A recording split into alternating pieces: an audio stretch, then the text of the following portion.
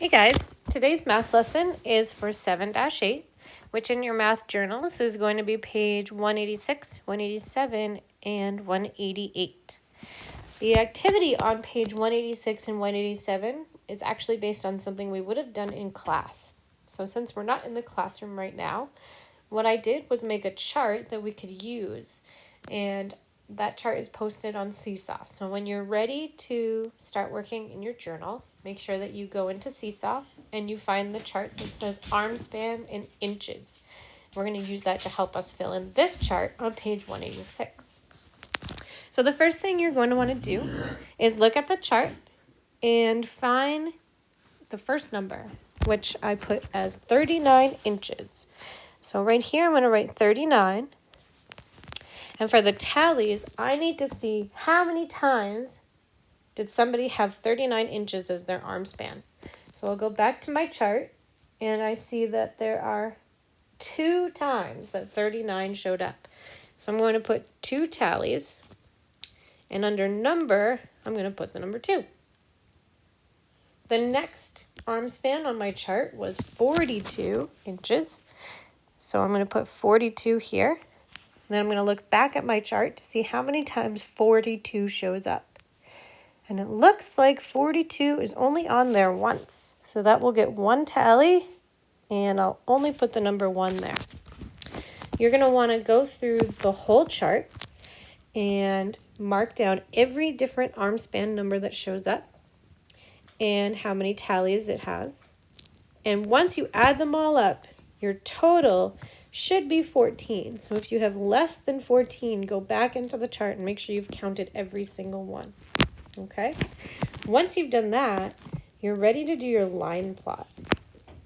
And the line plot's going to use the information that's in the chart you just did on page 186.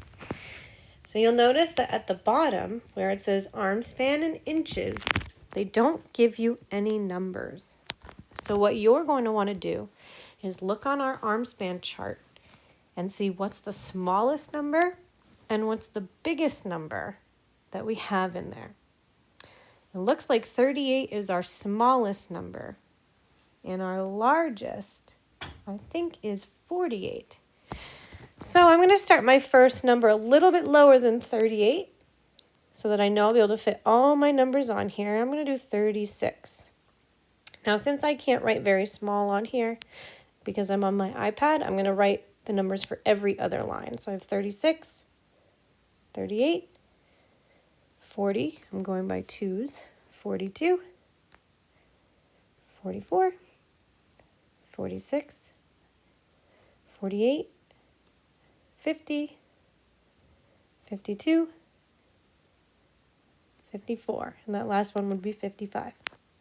Now I'm ready to actually plot my line plot. So to do that, I'll go back to my arm span in inches chart. And the first number we had was 39. And we said that that showed up twice. So I'm going to find 39 on here. Now I didn't write it in, but I know it'd be right about here between 38 and 40. So I'm going to show 1, 2 for 39. Notice I'm using X's and I'm stacking them on top of each other. That's how you mark your line plot. My next number on my chart was 42, and we only had one person with that. So I'm going to find 42 and just draw one X. Now the cool thing about a line plot is that as long as you make your X's about the same size, it's very easy to see which numbers had the most, which ones had the least, and if there's one that's way bigger or way smaller than the rest, it's very quick to see those things on a line plot. So you're going to go through your whole chart on page 186 and make sure you've charted all 14 arm spans on this line plot. Once you finish that, you can move on to page 188 and work on your math boxes. Have fun with it.